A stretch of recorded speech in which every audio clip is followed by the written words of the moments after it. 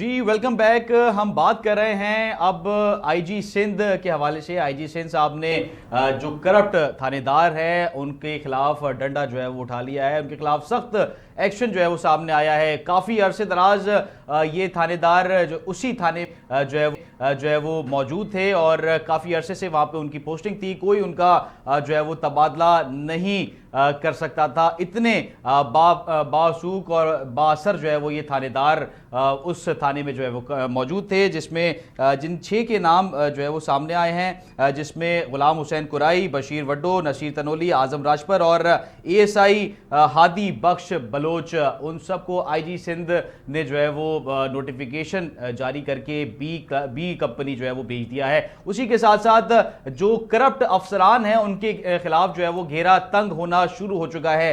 बावसूख जराए से अब ये इतला मौसूल हुई है कि इस्लामाबाद से ये अहकाम जारी हुए हैं कि इन करप्ट अफसरान के खिलाफ घेरा तंग किया जाए और खुसूसी तौर पे जो लैंड ग्रैबर्स हैं उनके खिलाफ घेरा तंग करके उनकी गिरफ्तारी और उनके खिलाफ जो है वो कार्रवाई भी अमल में लाई जाए। इसी पर हम बात करेंगे। हमें ज्वाइन किया है सीनियर जर्नलिस्ट सोहेल शबीर साहब, वो हमारे साथ मौजूद हैं, जबकि सीनियर वाइस चेयरमैन आबाद सैयद अफजल हमीद साहब भी स्टूडियो में हमारे साथ मौजूद हैं। पहले अफजल साहब से बात करेंगे। अफजल साहब फरमाइएगा, बेसिकली ये जो है और लैंड ग्रैबर्स के खिलाफ उसमें आप लोग की भी जो है वो रिक्वेस्ट शामिल थी कि इनके खिलाफ जो है वो कार्रवाई की जाए, तो बताइएगा क्या हुआ था ओवरऑल और आप लोग एक नई जो है वो उम्मीद की किरण नजर आई है कि अब मुल्क के जो हालात हैं और जो माफिया है जो कि सरगर्म थी, जिसे हम सिस्टम के नाम से जानते हैं, तो वो अब ख़त्म होने जा रहा है।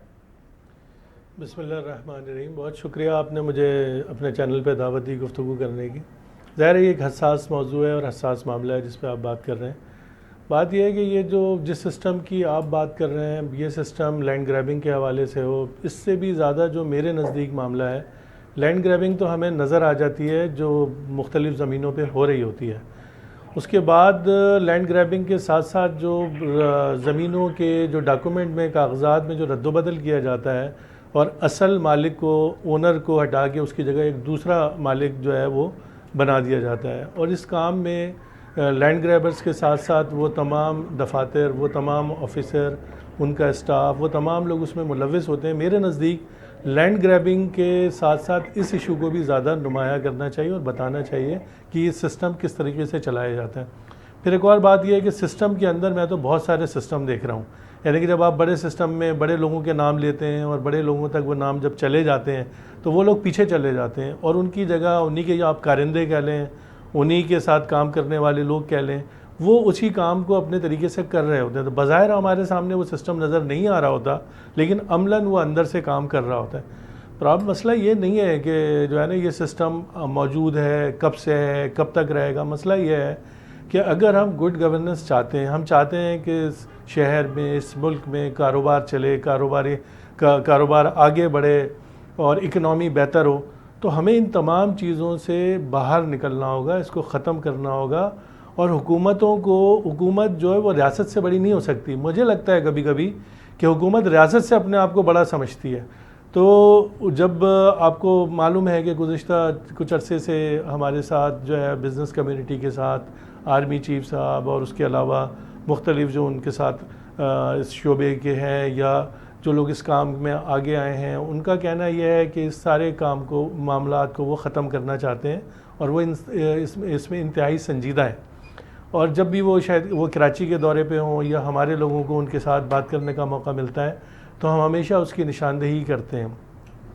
तो मैं समझता हूँ कि इस काम को रुकना चाहिए और इसको हमें जो इसके जो मेन कल्प्रेट हैं उन तक जाना चाहिए और हमें किसी खुश फहमी में नहीं मुब्तला होना चाहिए कि फ़लाने नाम का सिस्टम था वो ख़त्म हो गया और हम बड़ा खुश हो गए और हम कहेंगे यार अब सब चीज़ें ठीक हो जाएंगी। नहीं, हमें बिल्कुल इंतहा तक जाना चाहिए, सारे निज़ाम को ख़त्म करना चाहिए और एक जो गुड गवर्नेंस का निज़ाम है जिसके ज़रिए हुकूमतें चलाई जाती हैं, जिसके ज़रिए आम आदमी को रिलीफ दिया। हम भी एक आम आदमी हैं, बिजनेसमैन एक आम आदमी की तरह है, तो उसको एक रिलीफ मिलना चाहिए ताकि वो इकनॉमी को चलाए, पहिए को चलाए और ये ठीक तरीके से चीज़ें आगे बढ़ें।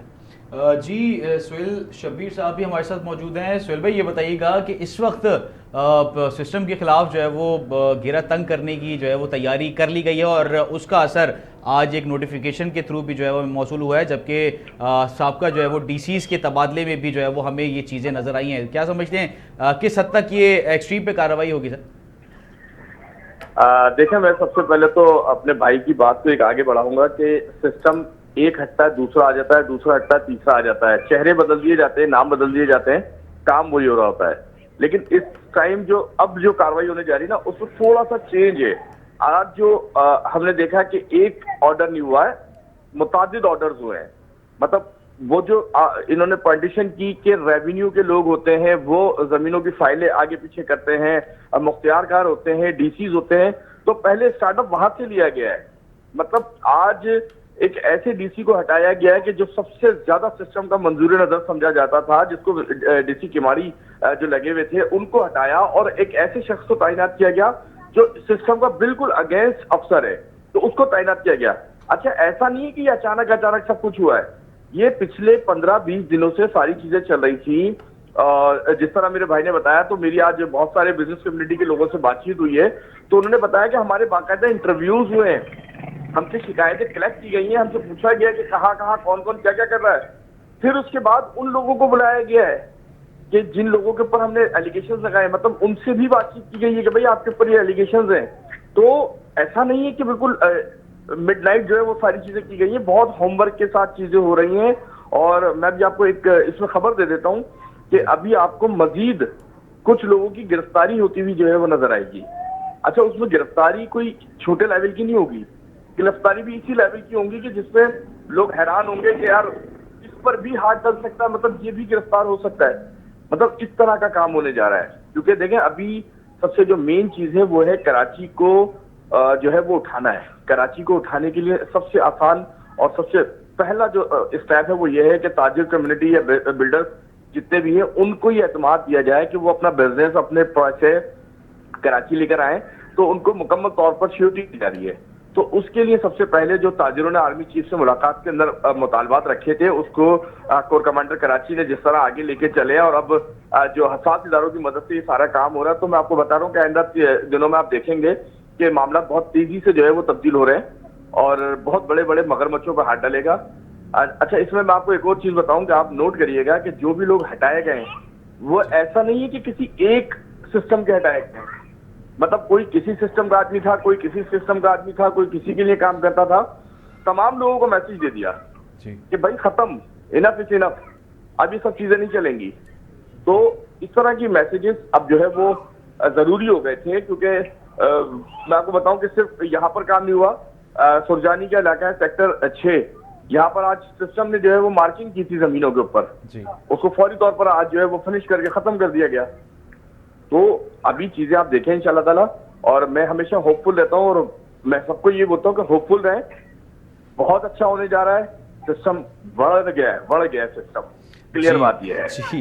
अफजल साहब ये बताइएगा, जैसे आपको लोगों की आर्मी चीफ साहब से मुलाकात हुई थी बिजनेस कम्युनिटी की, और उसमें जो आबाद का बेसिकली किरदार था वो काफ़ी अहम रहा है, और उन्होंने जो है वो आप लोगों की क्या बेसिकली बात हुई थी, और आप लोगों ने रिक्वेस्ट की थी कि आप लोगों को तहफ़्फ़ुज़ बेसिकली इन क्योंकि ज़मीनों पे कब्ज़ों का सिलसिला भी जो है वो जारी था, तो आप लोगों ने क्या रिक्वेस्ट की थी जिसके ऊपर जो है वो ये तमाम एक्शन हो रहे हैं? देखिए, इसमें बहुत बिल्कुल सीधी सी बात है कि हमारी रिक्वेस्ट यही थी कि जो लैंड ग्रैबिंग के मामला हैं, मैं आपको एक मिसाल देना चाहता हूँ। कराची में एक हाउसिंग सोसाइटी है, एक हाउसिंग स्कीम है जो कि गुज़िश्ता 40 साल पहले लॉन्च हुई, और उसमें हज़ारों घर बने हुए हैं, अपार्टमेंट में लोगों की रिहाइश है। अचानक ये पता चलता है कि वहाँ पे बड़े नाम के साथ लैंड ग्रैबर्स आते हैं और उनकी कुछ ज़मीन पे कब्ज़ा कर लेते हैं। अच्छा, आप लोग माजरत के साथ, यानी कि जो मीडिया से वाबस्ता लोग या जर्नलिज्म या जर्नलिस्ट जो है वो सिर्फ इसको यहाँ तक महदूद रखते हैं कि लैंड ग्रैबर्स जो है वो लैंड ग्रैबिंग करते हैं, लेकिन मेरे नज़दीक उससे भी ज़्यादा जो अहम मामला है कि लैंड ग्रैबर्स वो जो कागजात डॉक्यूमेंट्स में जो रद्द बदल करके मालिक को तब्दील करते हैं, जिसकी वजह से लिटिगेशन शुरू होती है, कोर्ट्स में चले जाते हैं वो मामलात, और बिलियन ट्रिलियंस की ज़मीनें जो है वो इंगेज हो जाती हैं, उसके ऊपर जो बिज़नेस एक्टिविटी होनी चाहिए जो वो काम रुक जाता है सारा। तो मैं आपके चैनल से इस बात को भी ये करना चाहता हूँ, और इससे भी ज़्यादा एक और बढ़ के बात है कि यहाँ पे अथॉरिटीज़ भी हैं, जो डेवलपमेंट अथॉरिटीज़ हैं। एक तरफ ये लैंड ग्रैबर्स जो है वो ये ज़मीनों पे कब्ज़ा कर रहे होते हैं, दूसरी तरफ जो डेवलपमेंट अथॉरिटीज़ हैं वो ज़मीन को डेवलप नहीं कर रही होती, इंफ्रास्ट्रक्चर नहीं लेकर आ रही होती। तो लैंड ग्रैबर्स को कब्ज़े करने में ज़्यादा मौक़े और आसानी मिल जाती है, और उन इदारों में काम करने वाले लोग, उन इदारों के अफसरान उन लैंड ग्रैबर्स के साथ मिलके मेरी और आपकी ज़मीनों पे, जिसमें 120 गज़ का प्लॉट भी है, 80 गज़ का प्लॉट भी है, 240 गज़ का प्लॉट भी है, तो ये बिल्डर डेवलपर तक महदूद नहीं है मामला। ये एक बिल्कुल एक आम आदमी तक चला जाता है। तो मैं, क्योंकि हमेशा तासुर सिर्फ इतना दिया जाता है कि शायद ये सिर्फ बिल्डर और डेवलपर तक का मामला है, ये बिल्कुल बिल्डर डेवलपर तक का मामला नहीं है, ये एक आम आदमी तक का मामला है। तो मैं समझता हूँ कि हमें जो है, आपके तवज्जुह से मैं ये बात कहता हूँ कि आर्मी चीफ साहब से भी रिक्वेस्ट करता हूँ कि अथॉरिटीज़ को पाबंद किया जाए कि उन्होंने जो ये स्कीम 20 साल, 25 साल, 30 साल से इंफ्रास्ट्रक्चर जो है वो पूरा नहीं किया, यूटिलिटीज़ लेके नहीं आए, तो उनके ख़िलाफ़ भी जो है ना कार्रवाई होनी चाहिए, और आम आदमी को उसकी रिहाइश के लिए वो प्लॉट, वो घर तक मिल सके, और इकनॉमी में वो अपनी सपोर्ट भी डाल सके। सुहेल भाई ये बताइएगा, क्योंकि टाइम जो है वो शॉर्ट है, ये फरमाइएगा कि इस वक्त बहुत सारे जो अफसरान हैं वो आपस में जो है वो एक दूसरे से जो है वो ज़रा ये बताते हैं कि मुबैना तौर पे जो है वो डिस्कस कर रहे हैं कि किसका नाम बेसिकली जो है वो सामने आया है। बहुत से अफसरान तो उम्रे की सादत हासिल करने भी जो है वो बैरून मुल्क रवाना हो रहे हैं। तो क्या कहेंगे, कौन कौन जाए वो जा रहे हैं सर? लिए अपनी रोजनामचे के अंदर कि मेरी वालदा जो है वो हॉस्पिटल में एडमिट है, मुझे फौरी तौर पर छुट्टी चाहिए। और जब उसकी इंक्वायरी की गई, पता चला कि कोई वालदा उसकी एडमिट नहीं, उसकी वालदा का इंतकाल हुए भी आज 4 साल हो चुका है। तो सूरत हाल ऐसी बहुत खराब है। मैं आपको बताऊं, इसमें SSPs, DIGs, DCs और रेवेन्यू के 20-20 ग्रेड के अफसर, वो सब इसमें रगड़े में आने वाले हैं सर। अभी देखिए, अभी सिर्फ सबको हटाया गया है, बी कंपनी भेजा गया है, तबादले किए गए हैं। अभी जो इंक्वायरीज शुरू हो रही हैं, जो इनके ऊपर एक्शंस होंगे बी कंपनी में, आपको पता है बी कंपनी में जाने के बाद क्या होता है, मतलब उनकी पूरी इंक्वायरी होगी। बी कंपनी का मतलब है ब्लैक लिस्ट कर दिया उनको। और ये वो अफसर हैं जिनके बारे में कहा जाता है कि इनका एक सिपाही भी SSP अपनी मर्जी के बगैर नहीं हिला सकता। तो अभी थोड़ा सा वेट करें, और मैं आपको जिस तरह ये हमारे आबाद के मजीद ये सुनने में आ रहा है कि मजीद तकरीबन जो है वो 80 से 90 नाम और हैं जिनके नाम सामने आने, ऐसा है? बिल्कुल इसी तरह के सूरत हाल है। कुछ 100 के करीब लगभग लोग बताए जा रहे हैं, जिसमें छोटे बड़े सब अफसरान शामिल हैं, प्राइवेट लोग शामिल हैं। इसमें मैं आपको बता रहा हूँ कुछ बिल्डर्स भी शामिल हैं जो बाकायदा तौर पर इन लोगों के साथ मिलकर काम करते थे। कराची डेवलपमेंट अथॉरिटी के कुछ अफसरान शामिल हैं, जिस तरह ये बता रहे थे कि नामों की तब्दीली करते हैं, तो उनके ऊपर भी हाथ डल रहा है। चले, मतलब बहुत सख्त एक्शन होने जा रहा है। जी बहुत शुक्रिया सुहेल शब्बीर साहब आपका, जबकि सैयद अफजल हमीद साहब सीनियर वाइस चेयरमैन आबाद हैं, आपका भी बेहद शुक्रिया। नाज़रीन, आज के प्रोग्राम में हमने मुल्की सियासत, एहतसाब के अमल और पुलिस इस्लाहत की पहलुओं पर जो है वो बात की है। तोशाखाना केस की फर्द जुर्म हो या सिंध पुलिस करप्शन के खिलाफ इकदाम हों, सवाल ये है कि क्या ये कार्रवाइयाँ शफाफियत के साथ आगे बढ़ेंगी या महज सियासी मंजरनामे की एक और जंग बनकर जो है वो रह जाएंगी। इरफान सिद्दीकी की सिविल नाफरमानी और मुज़ाकरात पर तहफ़्फ़ुज़ात हो या शीरी रहमान की सख्त जो है वो तनकीद हो, पाकिस्तान की सियासी मंजरनामे में एक बार फिर तकसीम के जो है वो दाने पर इस वक्त खड़ा हुआ है। और जो है वो ये हमारी सियासत में मुफाहमत की गुंजाइश बाकी है या नहीं, ये आने वाले दिनों में जो है वो पता चलेगा। अपने मेज़बान शाहरुख शाह को दीजिए इजाज़त, अपनी टीम के हमरा कल आपसे जो है वो फिर मुलाकात होगी। तब तक के लिए अल्लाह हाफिज़, पाकिस्तान जिंदाबाद।